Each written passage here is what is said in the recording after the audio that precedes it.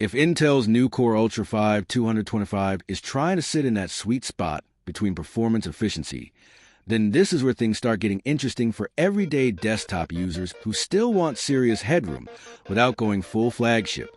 We're looking at a 10-core hybrid design here, with 6 performance cores and 4 efficiency cores, boosting up to 4.9 gigahertz.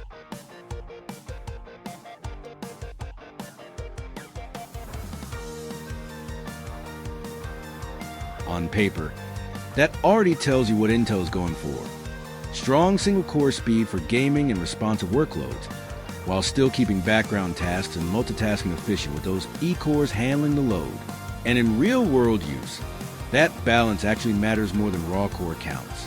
Because most people aren't just rendering video or compiling massive code bases all day. You're gaming, streaming, running Chrome with way too many tabs open, maybe editing some content, and expecting the system to not even flinch. That's exactly the lane this chip is aiming for. What stands out immediately is how responsive it feels in burst-heavy tasks. Opening applications, switching between workloads, launching games. It all feels snappy. That's where the boost clocks up to 4.9 gigahertz do their job. Intel has always leaned into strong single-thread performance, and this processor keeps that tradition alive. But the more interesting part is what happens when you stop looking at benchmarks and start living with it. Because the efficiency cores quietly take over background processes.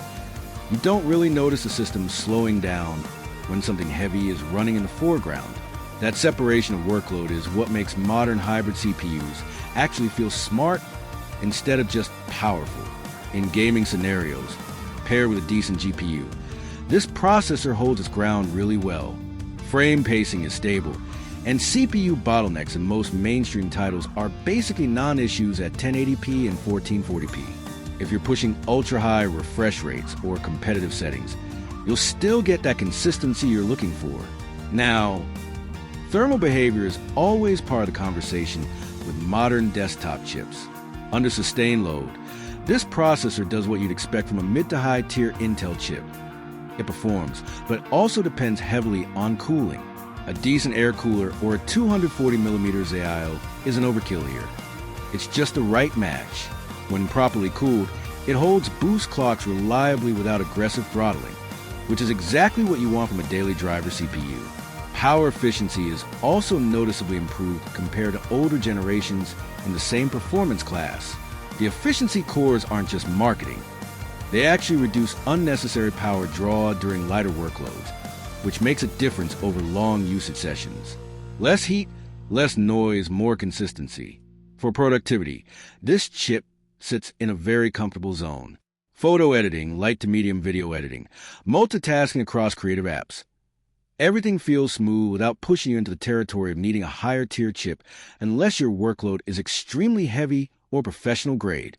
One thing worth noting is platform synergy. This processor really benefits from fast DDR5 memory and a well-balanced motherboard. When you pair it correctly, you're not just buying CPU performance, you're unlocking the full system responsiveness that Intel is aiming for in this generation. So who is this actually for? This is for the user who wants a modern, fast, responsive desktop experience without going all the way up the stack into expensive enthusiast territory. It's for gamers who also multitask. It's for creators who edit, but don't necessarily run massive production pipelines all day. And it's for anyone who just wants their PC to feel instant, consistent, and reliable. It's not trying to be the most extreme chip on the market. It's trying to be the most balanced one you can actually live with every day. And in that sense, it does its job really well. If you want to check out this processor, the link is in the description.